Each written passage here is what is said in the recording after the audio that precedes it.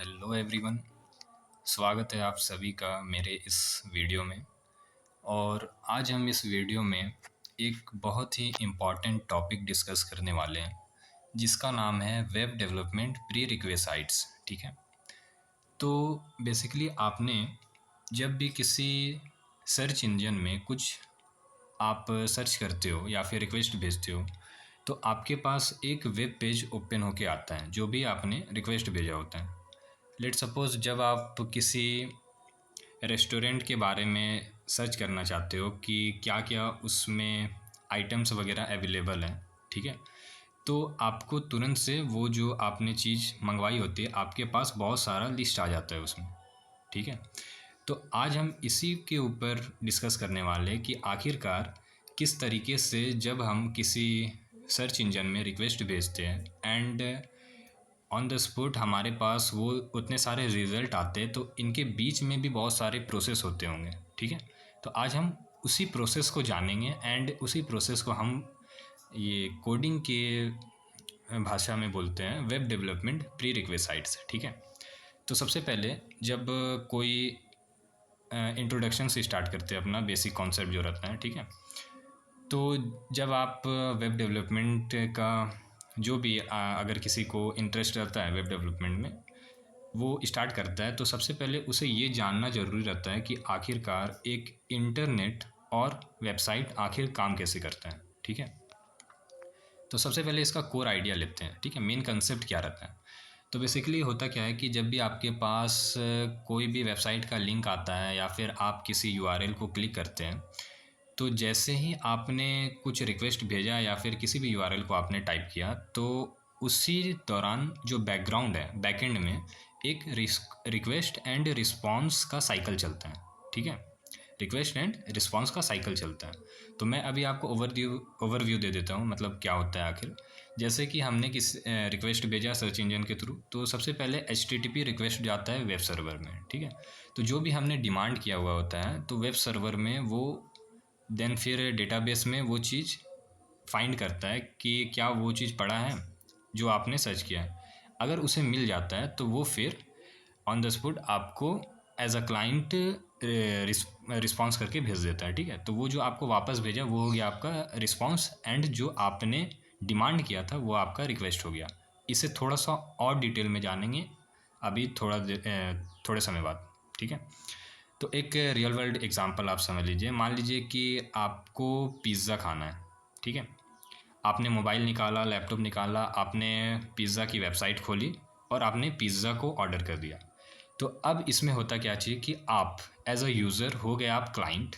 ठीक है, तो आप क्या करेंगे, वेब ब्राउज़र में जाएंगे या फिर जो भी ऐसा ऐप होगा या फिर वेबसाइट होगी तो आप क्या करेंगे, क्रोम फायरफॉक्स के थ्रू आप उस रिक्वेस्ट को जनरेट करेंगे कि भैया मुझे जो है सो इस पिज़्ज़ा का जो भी होगा वो रेस्टोरेंट वगैरह नियरेस्ट रेस्टोरेंट बताओ या फिर अगर ऑनलाइन सर्विस है तो वो हमें प्रोवाइड करो। ठीक है, तो पिज़्ज़ा रेस्टोरेंट जो आपने सर्च किया तो वो आप एक तरह से समझ लो कि पिज़्ज़ा रेस्टोरेंट आपका सर्वर हो गया या फिर वेबसाइट, जो भी पिज़्ज़ा का जो रेस्टोरेंट का जो पूरा वेबसाइट आया होगा वो आपका ओवरऑल सर्वर हो गया। ठीक है, तो पावरफुल कंप्यूटर जहाँ वेबसाइट होस्टेड होते हैं वही आप समझ सकते हो। अब आपने ऑर्डरिंग प्रोसेस किया यानी कि रिक्वेस्ट भेजा एंड हुआ क्या कि इंटरनेट के ज़रिए आपका जो भी डेटा है वो आना जाना अपना स्टार्ट हो गया। ठीक है, चलिए अब आप दूसरे में हम बात करते हैं web server URL parsing, DNS lookup और एचटीटीपी रिक्वेस्ट के बारे में। ठीक है, तो अब सबसे इम्पॉर्टेंट आ गया भैया कि वेब सर्वर आखिर क्या होता है। ठीक है, तो ये जान लेते हैं हम लोग।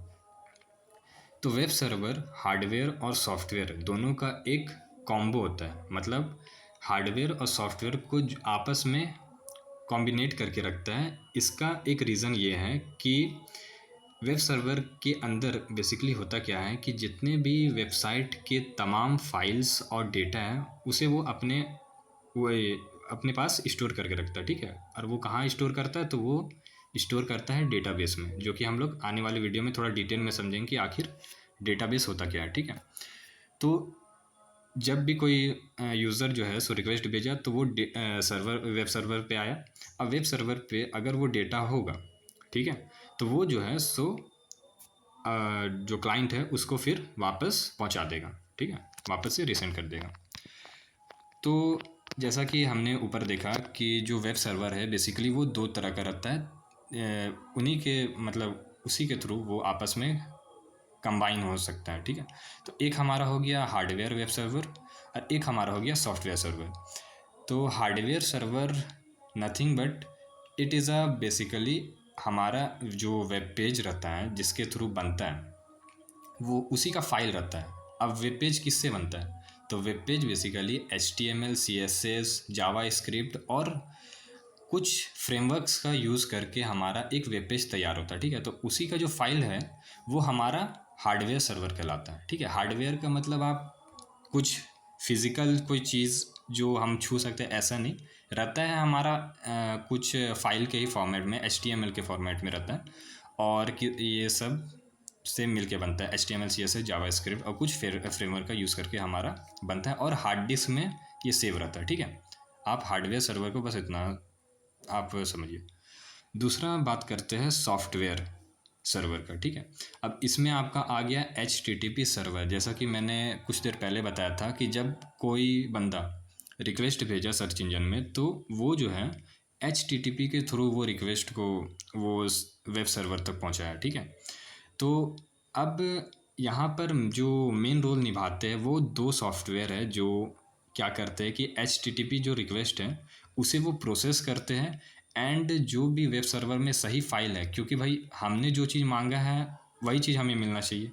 हमने अगर रेस्टोरेंट मांगा है तो अगर वो बैंकेट हॉल अगर हमें वापस से वो मतलब वेब पेज देगा उसका तो ये गड़बड़ा जाएगा भाई, ठीक है। तो जो अपाची है या फिर नेजिनिक्स है ये एक तरह का सॉफ्टवेयर रहता है जो कि HTTP और HTTPS रिक्वेस्ट को प्रोसेस करता है और सही फाइल ब्राउज़र तक डिलीवर करता है, ठीक है। और उसी के थ्रू फिर देन क्लाइंट तक वो चीज़ हमें मिल पाता है। तो यहाँ पर अपाची और नेजिनिक्स जो सॉफ्टवेयर है वो काफ़ी ज़्यादा मेन रोल प्ले करते हैं HTTP रिक्वेस्ट को प्रोसेस करने में, ठीक है। क्योंकि बेसिकली होता क्या है कि हम जो रिक्वेस्ट भेज रहे जनरली वो क्या होगा, वो तो हमारे लैंग्वेज में होगा, ठीक है। लेकिन जो वेबसाइट है वो जो है सो IP एड्रेस के थ्रू जो भी डेटा है वो समझता है या फिर जो रिक्वेस्ट है वो समझता है, ठीक है।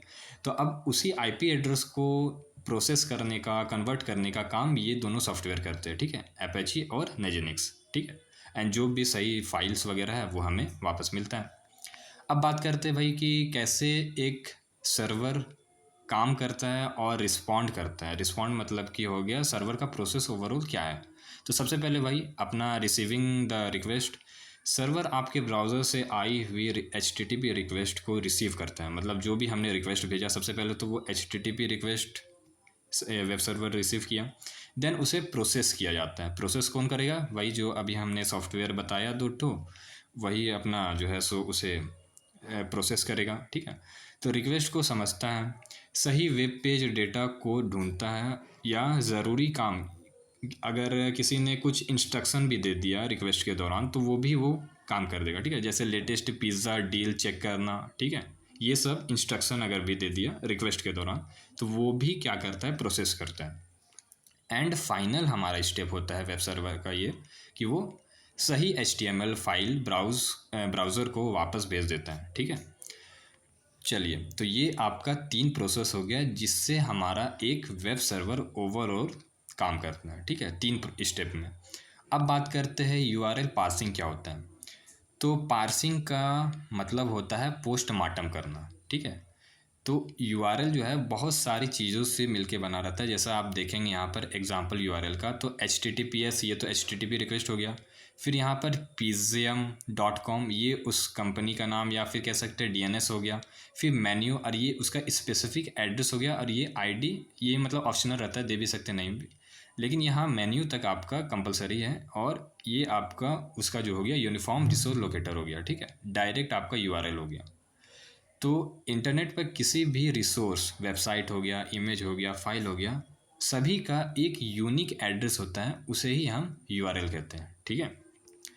तो अब हम बात करते हैं कि इसमें क्या क्या चीज़ें इन्वॉल्व रहती हैं, ठीक है, यूआरएल में। तो सबसे पहला हमारा आता है प्रोटोकॉल। तो जो हमारा HTTPS semi colon slash slash ये है, वो सभी वेबसाइट जो भी सिक्योर्ड वेबसाइट होते हैं सभी में आपको यही प्रोटोकॉल फॉलो किया जाता है, ठीक है। अब बहुत सारा ऐसा भी है जो HTTP फॉलो करता है प्रोटोकॉल, बट उनकी संख्या पहले के मुकाबले बहुत कम हो गई क्योंकि वो अनसिक्योर प्रोटोकॉल्स हो जाए, ठीक है।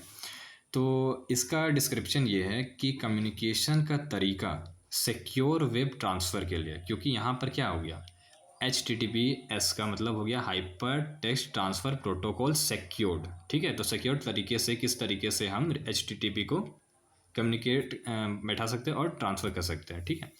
अब नेक्स्ट हमारा आ गया डोमेन नेम, ठीक है।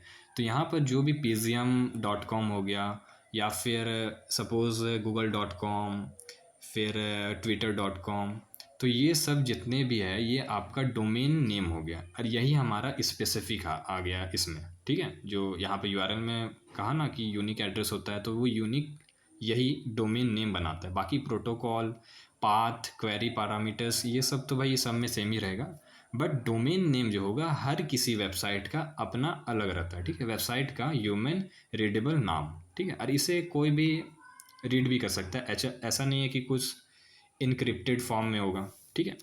अब नेक्स्ट आता है हमारा पाथ स्लैश मेन्यू। मान लीजिए हमें डायरेक्ट उस वेब पेज का मेन्यू वाले सेक्शन में जाना है, तो हम उसे भी इंक्लूड कर सकते हैं यूआरएल में, ठीक है। डायरेक्ट हमारा वहीं पर भेज दिया, तो ये ऑप्शनल रहता है, आप इसे लिख भी सकते हो रिक्वेस्ट में, नहीं भी लिख सकते हो, आपकी मर्जी। देन आता है हमारा क्वेरी पैरामीटर्स, और ये मुझे भी पता नहीं भाई कि ये एक्चुअल में इसका क्या रोल है। एक्स्ट्रा डेटा जो पेज को रेंडर होने में चाहिए, ठीक है, एक्स्ट्रा कुछ डेटा होगा जो यूआरएल के थ्रू हम रिक्वेस्ट भेज सकते हैं उसे, ताकि वो इंस्ट्रक्शन समझे, ठीक है। अब वो तो काम रहेगा after the HTTP passing to the ये वेब सर्वर, ठीक है। तो आपका प्रोटोकॉल और डोमेन नेम सबसे इंपॉर्टेंट रहता है किसी भी यूआरएल को या फिर वेब पेज को रिक्वेस्ट भेजने के लिए, ठीक है। अब आता है नेक्स्ट हमारा DNS लुकअप। DNS लुकअप क्या होता है? तो DNS का मतलब हो गया डोमेन नेम सिस्टम, ठीक है। डोमेन नेम तो हमने समझ लिया। तो कंप्यूटर इंसानी नाम जैसे कि pgm.com नहीं समझता है, जैसा मैंने पहले भी बताया था, वो सिर्फ number that means IP address जैसे 192.02.2.1 ऐसा कुछ समझता है। जिस तरीके से आप ये समझ लो, जिस तरीके से जो प्रोग्रामिंग लैंग्वेज है वो हमारा कंप्यूटर समझता है, और ज़ीरो और वन बाइनरी जो है वो समझता है कंप्यूटर, इसी तरीके से वेबसाइट IP एड्रेस समझता है, कोई भी इंसानी नाम नहीं समझेगा, ठीक है। तो इसी को कन्वर्ट भी किया जाता है। अब होता क्या चाहिए, DNS का काम क्या होता है बेसिकली, तो DNS इंटरनेट का फ़ोन बुक या फिर कॉन्टैक्ट लिस्ट हो गया, आप एक तरह से समझिए, ठीक है। रिसेंट में जो कॉन्टैक्ट लिस्ट आपको नज़र आता है कि आपको किसने कॉल किया, आपने किसको कॉल किया, ये हो गया, ठीक है। ये ह्यूमन फ्रेंडली डोमेन नेम रहता है, मतलब कि आप इसे ईजिली रीड कर पाएंगे, को कंप्यूटर फ्रेंडली IP एड्रेस में कन्वर्ट ट्रांसलेट करता है। तो यहाँ पर आपने समझा, मतलब कि ये IP एड्रेस को ही क्या कर रहा है, कंप्यूटर को समझा रहा है कि भैया जो pgm.com है वो आप इस IP एड्रेस के थ्रू समझिए। ये कौन कर रहा है भाई, तो ये कर रहा है DNS, ठीक है। तो DNS का काफ़ी इंपॉर्टेंट रोल रहता है, अगर ये नहीं रहेगा तो भाई कंप्यूटर को समझ ही में नहीं आएगा कि आप क्या डिमांड कर रहे हो उससे, ठीक है। अब आउटकम क्या होता है, IP एड्रेस मिलते ही ब्राउज़र को पता चल जाता है कि सर्वर इंटरनेट पर एग्जैक्टली कहाँ मौजूद है, ठीक है। IP एड्रेस मिला क्योंकि भाई वेब सर्वर में क्या होगा, सभी चीज़ का एक IP एड्रेस मौजूद होगा, ठीक है। डेटाबेस में वो खोजेगा, जब भी उसे उस पर्टिकुलर चीज़ का IP एड्रेस मिल गया, देन वो फिर रिस्पॉन्ड कर दिया क्लाइंट को, ठीक है। अब आता है हमारा नेक्स्ट पार्ट HTTP रिक्वेस्ट। जैसे ही ब्राउज़र को IP एड्रेस मिल जाता है, वो सर्वर को एक HTTP यानी कि या फिर सिक्योर वर्जन हो गया HTTPS रिक्वेस्ट भेजता है, ठीक है। और इसे आप ऐसा मान लीजिए कि जैसा आप पिज़्ज़ा शॉप पर कॉल करके उनसे मेन्यू मांग रहे हैं, ठीक है। अब हमारा आ गया next web protocols, browser and server communication. तो सबसे पहले हम लोग वेब प्रोटोकॉल को इंट्रोड्यूस करते हैं। तो प्रोटोकॉल्स क्या होता है? तो जैसा कि हमने वो देखा प्रोटोकॉल HTTPS वो वाला, ठीक है। तो दो तरह का प्रोटोकॉल को अभी हम थोड़ा सा डिटेल में समझते हैं, बट थोड़ा सा ये भी जान लेते हैं प्रोटोकॉल एक्चुअल में करता क्या है। तो इंटरनेट पर ब्राउज़र और सर्वर के बीच बातचीत करने के लिए, दैट मीन्स कम्युनिकेट करने के लिए एक रूल एंड रेगुलेशन रहता है, ठीक है। उसे हम लोग प्रोटोकॉल कहते हैं। मतलब कोई सा ऐसा कुछ अनऑथेंटिकल चीज़ हम परफॉर्म नहीं कर सकते हैं, वो हमारा प्रोटोकॉल इसे अवॉइड करता है, ठीक है। बिना रूल्स के डेटा सही जगह और सही फॉर्मेट में नहीं पहुंच पाएगा। आपका उसी समय जो वेबसाइट है वो आपका क्रैश कर जाएगा, या फिर बोलेगा कि एड्रेस नॉट फाउंड। ऐसा आपने कभी देखा भी होगा अपने वेबसाइट पे, जब उसे कुछ सही नहीं लगता है, अपनी गतिविधि सही नहीं लगता है किसी प्रोटोकॉल में, ठीक है। तो दो तरह का प्रोटोकॉल रहता है जो कि हमने देखा था, HTTP वर्सेस HTTPS। अब इसका कंपैरिजन करते हैं। तो जो HTTP है उसका फुल फॉर्म है हाइपर टेक्स्ट ट्रांसफ़र प्रोटोकॉल, जो कि अनसिक्योर है, ब्राउज़र और सर्वर के बीच बेसिक रिक्वेस्ट हैंडल करता है। इशू ये है कि ये जो है सो प्लेन टेक्स्ट में डेटा भेजता है। अब इसका कॉन्स क्या है कि हैकर बीच में डेटा को इनक्रिप्ट कर सकता है, एंड पासवर्ड्स या फिर जो भी आपका इंपॉर्टेंट कार्ड डिटेल्स वगैरह वो भी सी कर लेगा आराम से। लेकिन इसका सॉल्यूशन ये है HTTPS सिक्योर प्रोटोकॉल। तो HTTP का अल्टीमेट सिक्योर वर्जन है। ये डेटा को इनक्रिप्शन मतलब कि SSL एंड TLS के ज़रिए कोड में कन्वर्ट करता है। यानी कि आप यहाँ पर ध्यान देना, इनक्रिप्शन कौन करता है भाई? SSL और TSL कह सकते हैं इसे, ठीक है। कोड को क्या करता है? कन्वर्ट करता है इनक्रिप्टेड फॉर्म में। अभी मैं आपको दिखाऊंगा, ठीक है। तो डेटा को बिल्कुल सेफ और प्राइवेट रखता है। अब बात करते हैं TCP/IP ट्रांसमिशन कंट्रोल प्रोटोकॉल और इंटरनेट प्रोटोकॉल के बारे में, ठीक है। ये भी एक तरह का प्रोटोकॉल है, इसे भी थोड़ा सा देख लेते हैं। अब इसका रोल क्या रहता है कि HTTP अकेला काम नहीं करता, ठीक है। HTTP जो है भाई वो हमारा अकेला काम नहीं करेगा, वो TCP या फिर IP के ऊपर चलता है बेसिकली। तो इंटरनेट पर डेटा ट्रांसमिशन का असली जिम्मेदार TCP/IP ही रहता है। मतलब कि भाई HTTP तो वो अपना सिक्योर कर रहा, ठीक है, लेकिन ट्रांसमिशन करने के लिए आपका ट्रांसमिशन कंट्रोल प्रोटोकॉल या फिर इंटरनेट प्रोटोकॉल का यूज़ करता है HTTP, ठीक है। सिर्फ HTTP के थ्रू ये जो अपना डेटा है वो ट्रांसफ़र नहीं होता है, इससे TCP का यूज़ करना पड़ता है। अब IP में क्या अंतर है और TCP में क्या अंतर है वो हम लोग समझते हैं। तो IP हमारा हो गया इंटरनेट प्रोटोकॉल। डेटा पैकेट्स पर सेंडर और रिसीवर का IP एड्रेस लगाता है ताकि डेटा सही एड्रेस पर पहुंच सके। मतलब कि देखो, सेंडर का मतलब कि जो क्लाइंट है उसका भी, और रिसीवर जो वेब सर्वर है, दोनों का IP एड्रेस क्या करता है, ये सही एड्रेस तक पहुंचाता है, ठीक है। TCP क्या करता है कि बड़ी जो वेब फाइल्स हो गई उसे छोटे छोटे पैकेट्स में पहले तो कन्वर्ट करेगा, ठीक है। देन रिसीवर साइड पर सारे पैकेट को सही ऑर्डर में दोबारा रिसेंबल यानी कि जोड़ेगा, एंड फिर उसे भेजता है। मतलब कि यहाँ पर प्रोसेस क्या होता है, बड़ा वेब फाइल्स है, सबसे पहले उसे छोटा छोटा पैकेट में तोड़ा, देन उसे रिसीवर साइड में अगेन से रिसेंबल किया, जोड़ा, एंड फाइनली उसे फिर TCP के थ्रू यानी कि ट्रांसमिशन कंट्रोल प्रोटोकॉल के थ्रू वो अपना भेज दिया सर्वर को। अब नेक्स्ट हम बात करते हैं TLS SSL, जो कि इनक्रिप्ट करता है हमारा जो जो भी रिक्वेस्ट है उसे, ठीक है। इसका भी सिक्योरिटी में काफ़ी ज़्यादा मेन रोल प्ले करता है, ठीक है। तो TLS/SSL एंड SSL/TLS हैंडशेक क्या होता है भाई? तो SSL का फुल फॉर्म होता है सिक्योर सॉकेट लेयर, और TLS का फुल फॉर्म होता है ट्रांसपोर्ट लेयर सिक्योरिटी। तो वो क्रिप्टोग्राफिक सिक्योरिटी प्रोटोकॉल है जो HTTPS को सिक्योर बनाता है। मतलब HTTP को जो सिक्योर बनाता है वो SSL, ठीक है, SSL है या फिर TLS। डेटा को इस तरह लॉक कर देता है कि हैकर अगर डेटा चुरा भी ले तो उसे समझ ही में नहीं आएगा कि भाई एक्चुअल में क्या लिखा हुआ है, ठीक है, क्योंकि वो क्या रहेगा, इनक्रिप्टेड फॉर्म में रहेगा। अभी मैं आपको दिखाऊंगा कि किस तरीके से वो लैंग्वेज रहता है लिखा हुआ, ठीक है। सो अब बात करते हैं भाई, एक मिनट। ब्राउज़र और सर्वर के बीच एक्चुअल डेटा ट्रांसफ़र शुरू होने से पहले एक हैंडशेक प्रोसेस होता है। इस प्रोसेस में दोनों एक दूसरे की आइडेंटिटी वेरीफाई करते हैं और इनक्रिप्शन कीज़ एक्सचेंज करते हैं ताकि सिक्योर कनेक्शन इस्टेब्लिश हो सके। खैर ये इंपॉर्टेंट अभी है, उतना है नहीं। नेक्स्ट हम बात करते हैं डेटाबेस। डेटाबेस के बारे में सबसे लास्ट टॉपिक हमारा आ गया। लास्ट हमारा जो डेटाबेस जो कि स्टोर करता है अपना माल मटेरियल जो भी हमें चाहिए, ठीक है। तो डेटाबेस हमारा है गया storing and retrieving content. Database क्या होता है भाई, व्हाट इज़ द डेटाबेस?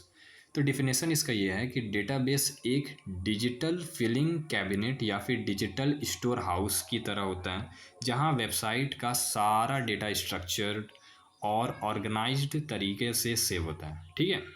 जितना भी आपका जो भी चीज़ है सभी का सभी डेटाबेस में ही सेव होता है, जिससे जो वेब सर्वर है वो डेटाबेस से ही अपना जो डिमांड जो मांगा है क्लाइंट उसे रिसीव करता है, ठीक है।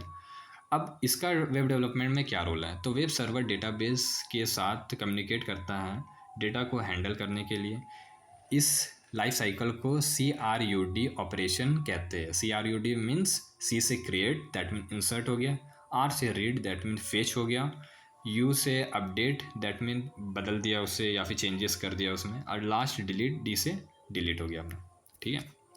रियल वर्ल्ड एग्जांपल बोला है कि जब आप कोई वेबसाइट विजिट किए, ठीक है, pgm.com/menu सर्वर, तो डेटाबेस से पूरा मेन्यू, प्राइजेस और डिस्क्रिप्शंस मंगवाता है, मतलब फेच करता है। फिर सर्वर इस डेटा को HTML JSON फॉर्मेट में ब्राउज करता है, ठीक है, ताकि स्क्रीन पर मेन्यू दिख सके। तो सर्वर किसका हेल्प लिया उस सभी चीज़ों को मंगवाने में? डेटाबेस का, क्योंकि वहीं पर आप वो सब चीज़ें मौजूद हैं, ठीक है। अब डेटाबेस कितने टाइप्स के होते हैं एंड क्वेरी लैंग्वेजेस के बारे में भी जानेंगे, ठीक है। तो एक हमारा हो गया रिलेशनल डेटाबेस जिसे हम लोग SQL बोलते हैं, और एक हमारा हो गया NoSQL डेटाबेसेस, ठीक है। तो SQL का मतलब हो गया स्ट्रक्चर्ड क्वेरी लैंग्वेज। सर्वर इसकी मदद से डेटाबेस से बात करता है, मतलब जो भी सर्वर है जो, क्योंकि भैया उसे तो मटेरियल चाहिए जो कि डेटाबेस में, तो उससे कैसे वो कनेक्ट करेगा, वो अपना SQL काम करता है, स्ट्रक्चर्ड क्वेरी लैंग्वेज, ठीक है। तो होता क्या क्या है इसमें? Data tables, row and columns के फॉर्मेट में सबसे पहले तो डेटा स्टोर रहता है डेटाबेस में। Use case, fixed and highly structured data, example user account, banking order, ये सभी इन्वॉल्व रहता है उसमें। अब SQL में क्या क्या आता है? बहुत सारी चीज़ें आता है, लाइक MySQL हो गया, PostgreSQL हो गया, SQLite हो गया, ये सब लैंग्वेजेस है, ठीक है। नेक्स्ट हमारा NoSQL डेटाबेस आ गया। तो कंसेप्ट इसका ये है कि नो रिलेशनल डेटाबेस जो रिगिड टेबल्स इन्फोर्स नहीं करते। सबसे पहले तो ये रोज़ एंड कॉलम्स में नहीं होगा, ठीक है। डेटा को फ्लेक्सिबल बनाएगा, जेसन लाइक डॉक्यूमेंट फॉर्मेट में स्टोर करते हैं। यूजेस ये रहता है कि fast scaling dynamic data structure, example social media, large e-commerce हो गया। एंड इसमें आता है आपका MongoDB and Firebase and Cassandra, ठीक है। तो आजकल जो है सो मेनली आपका MongoDB ही यूज़ होता है, ठीक है। अब वो क्यों होता है वो आने वाले वीडियो में मैं बताऊँगा, ठीक है। सो आई होप आपको ये पूरा का पूरा कंटेंट अच्छा भी लगा होगा और बहुत सारी चीज़ जानने को भी मिली होंगी। अगर आपको इसमें से कुछ भी डाउट हो तो आप प्लीज़ मुझे कमेंट करके बताना, मैं उसे और क्लियर करके मैं आपको समझाऊंगा, ठीक है। इतना डिटेल में भाई आपको मुझे नहीं लगता है कि आप, क्योंकि भाई रिसोर्सेज बहुत है लेकिन अच्छे से समझना बहुत इम्पोर्टेंट है, ठीक है। सो मिलते हैं किसी और दूसरे वीडियो में, तब तक के लिए गुड बाय।